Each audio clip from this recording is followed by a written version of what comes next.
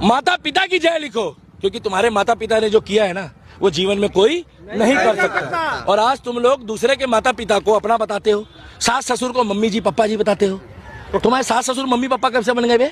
मैं बताऊं क्यों? तुम्हें डंडा चढ़ता है रात को, सुबह तुम्हारे को तुम्हारी माँ याद आती नहीं है, तुम्हें तुम्हारा सास ससुर याद आता है। मैं बता दूं, जो औरत तुम्हारी माँ से तुम्हें दूर करे, जो औरत तुम्हारे बाप से दूर करे और जो औरत कह दे मैं तुम्हारे माँ बाप के साथ नहीं रहना चाहती, उसको भाई साहब बुरा मत मानना। उसको कह दो कि भैया तू अपना रास्ता देख, मैं अपना रास्ता देखता हूँ। गलत तो नहीं कह रहा भैया? क्योंकि जिसने जन्म दिया है, मैं तुम्हें एक बात बता दूं भाई साहब, जब तुम चलना सीखे थे ना तो बुरा मत मानना, ठोकर खा खा के तुम कभी नाले में पड़ते थे, कभी सड़क पे पड़ते थे। आज तुम्हारे माँ बाप बूढ़े हो गए तो तुम नू कहते हो कि अस्पताल तक तुमसे बड़ों पैदल नहीं जाया जाता। अरे डूब के मर जा तू मूर्ख व्यक्ति। अरे तू अगर माँ बाप का नहीं है तो किसी का कहां से होगा?